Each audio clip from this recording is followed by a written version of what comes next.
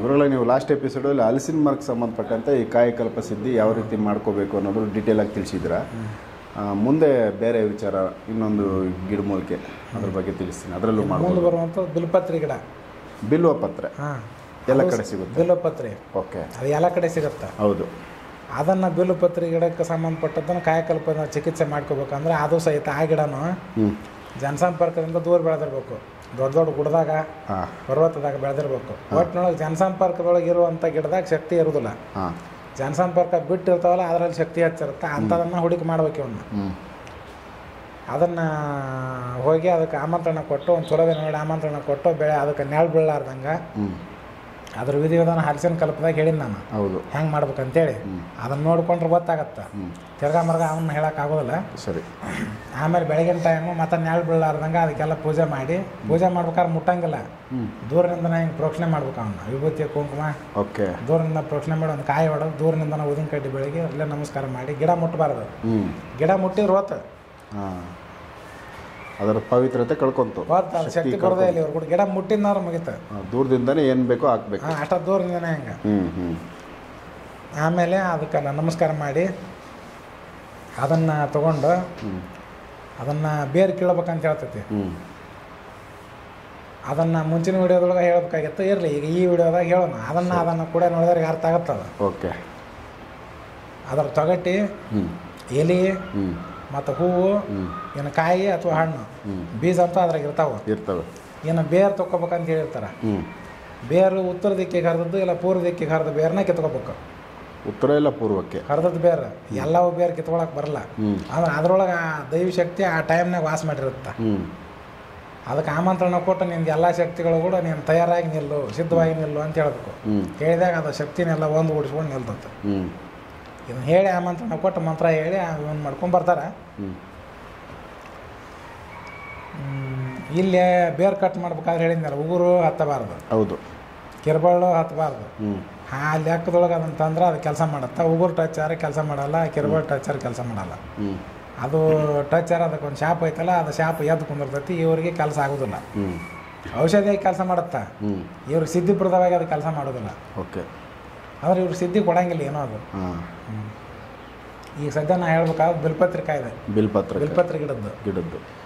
ಈಗ ಅದರೊಳಗೆ ಇದು ಕೂಡ 12 ವರ್ಷದ ಮೇಲೆ ಇರೋ ಗಿಡ. ಅವು ಗಿಡ ಎಲ್ಲ ಗಿಡಗಳು 12 ವರ್ಷದ ಮೇಲೆ ಇರಬೇಕು. ಸರಿ. ಬಳ್ಳಿ ಆದರೆ 3 ವರ್ಷದ ಮೇಲೆ ಇದೆ. ಇದು ಏನು ಅಂದರೆ ಬಿಲ್ಪತ್ರಿಕಾಯಿ ಗಿಡದ್ದು ಪಂಚಾಂಗಗಳಂದ್ರೆ ಇವಾಗ ಬರ್ತಾವಲ್ಲ, ಅವನ್ನ ತರ್ಬೇಕು. ಆಮ್ಯಾಗ ಪಂಚದಾರಿ ಅಂತ 5 ಥರದ ನೀರು.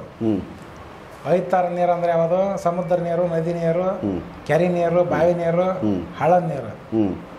ಇವು 5 ಥರದ ನೀರು ಆದವಲ್ಲ, ಆಯಿತು. ಈ 5 ಥರದ ನೀರನ್ನ ಅದ್ರಾಗ ಕುಡಿಸ್ಬೇಕು. ಅದನ್ನು ಪೌಡ್ರ್ ಮಾಡಿ ಆ ಪೌಡ್ರ್ನೊಳಗೆ ಈ ನೀರು ಕುಡಿಸಿ ಅದನ್ನೇನಪ್ಪ ಸೇವನೆ ಮಾಡಿದ್ರೆ ಸರ್ವ ರೋಗಗಳ ನಾಶ ಆಕ್ಕವು. ಎಲ್ಲ ನಮ್ಮನೆ ರೋಗ 360 ರೋಗದಾಗ ಯಾವ ರೋಗ ಇರಲಿ ಓಸು ನಾಶ ಆಕ್ಕವು. ಇದನ್ನು ಸೇವನೆ ಮಾಡಿದ್ರೆ ಇದನ್ನು ಎಷ್ಟು ದಿನ ಸೇವನೆ ಮಾಡಬೇಕು? 3 ಮಂಡಲ ಸೇವನೆ ಮಾಡಬೇಕು. ಒಂದು ಮಂಡಲ 48 ದಿನ. 48 ದಿನ. ಈ ಲೆಕ್ಕದೊಳಗೆ 3 ಮಂಡಲ ಸೇವನೆ ಮಾಡಬೇಕು.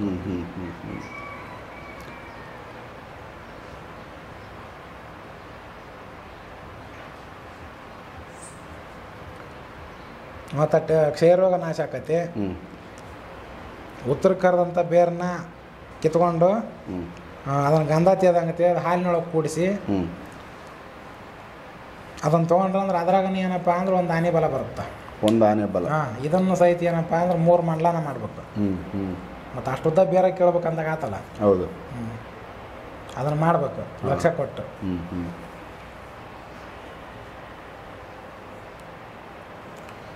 ಮತ್ತು ಇದ್ರ ಪಂಚಾಂಗಗಳು ಏನಿರ್ತಾವಲ್ಲ ಅದನ್ನು ಪೌಡ್ರ್ ಮಾಡಿರ್ತಾನಲ್ಲ ಆ ಪೌಡ್ರು ಮತ್ತು ಕೆಂಪು ಸಾಸಿವೆ ಸಿಗ್ತಾವೆ ಹೊರಗೆ ಬಜಾರ್ದಾಗ. ಓಕೆ. ಅದನ್ನು ಏನಪ್ಪ ನೆರಳಿನಾಗ ಒಣಗಿಸಿ ಅದರದ್ದು ಪೌಡ್ರ್ ಮಾಡ್ಬೇಕು.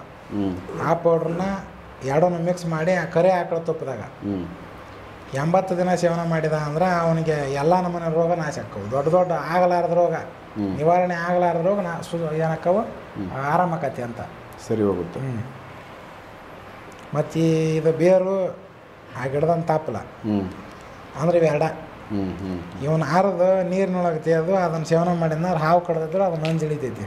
ಆ ವಿಷಯ ಇಳಿತದೆ. ಹಾಂ, ಅಂದ್ರೆ ಅದು ತಾಪ್ಲ ಒಣಗಿರ್ತೈತೆ, ಭಾಳ ದಿನ ಆಗಿರುತ್ತಲ್ಲ, ಆದರೂ ಆ ಶಕ್ತಿ ಅದ್ರಾಗ ಇರ್ತೈತೆ ಇದನ್ನು ಮಾಡೋದ್ರಿಂದ.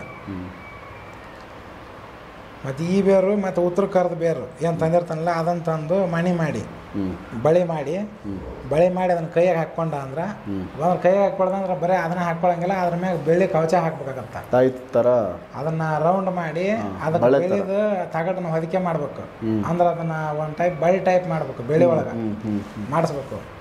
ಅದಕ್ಕೆ ಹುಸಿ ಪೆಟ್ಟು ಬೀಳಾರ್ದಂಗೆ ಬಡಿಸ್ಬೇಕು. ಅದಕ್ಕೆ ತಗಡೆಲ್ಲ ಇದನ್ನು ಮಾಡಿ ಬೆಳ್ಳಿ ತಗಡ ಅದಕ್ಕೆ ಕವಚ ಮಾಡಿದಂಗೆ ಮಾಡಿ ಅದಕ್ಕೆ ಹುಸಿ ಪೆಟ್ಟು ಬೀಳಾರ್ದಂಗೆ ಬಡಿಸ್ಬೇಕು. ಇವೆಲ್ಲ ಪುಸ್ತಕದಾಗೆಲ್ಲ ನಾನು ಹೇಳಕತ್ತೀನಿ. ಓಕೆ. ಹಾಂ, ಪುಸ್ತಕದಾಗ ಸ್ವಲ್ಪ ಕೊಟ್ಟಿರ್ತಾನೆ, ಅದನ್ನ ಅರ್ಥ ಮಾಡ್ಕೊಂಡು ಹೆಚ್ಚು ಮಾಡಿ ಹೇಳಬೇಕಾಗತ್ತೆ. ಡೀಟೇಲ್ ಆಗಿ ಅರ್ಥ ಆಗಬೇಕಲ್ಲ. ಅರ್ಥ ಬರೀ ಇದನ್ನು ಓದಿದ್ರೆ ಅರ್ಥ ಆಗಂಗಿಲ್ಲ.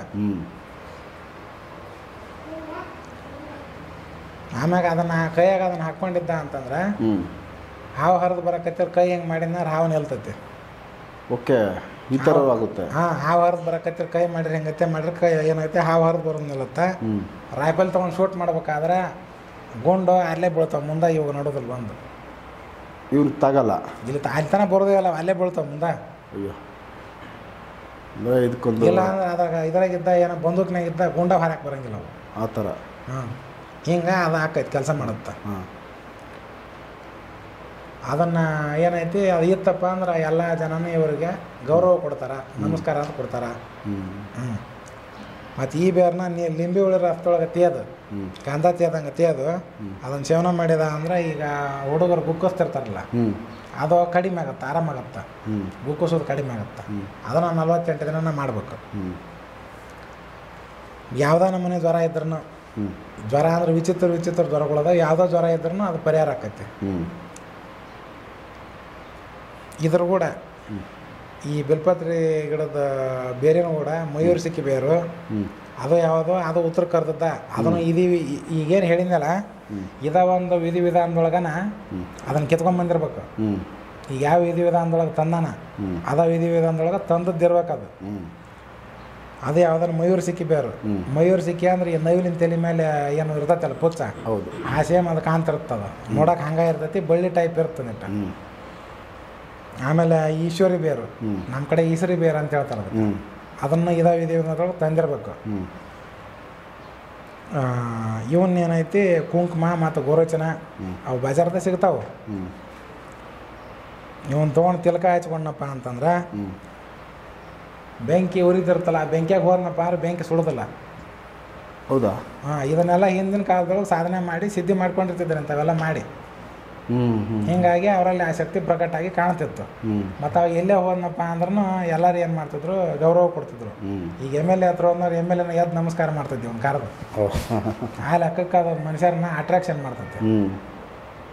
ಇದು ಬಿಲ್ಪತ್ರಿ ಗಿಡಕ್ಕೆ ಸಂಬಂಧಪಟ್ಟಂಥದ್ದು ಒಂದು ಕಾಯಕಲ್ಪ ಚಿಕಿತ್ಸೆಗೆ ಸಂಬಂಧಪಟ್ಟ ವಿಧಿವಿಧಾನವು.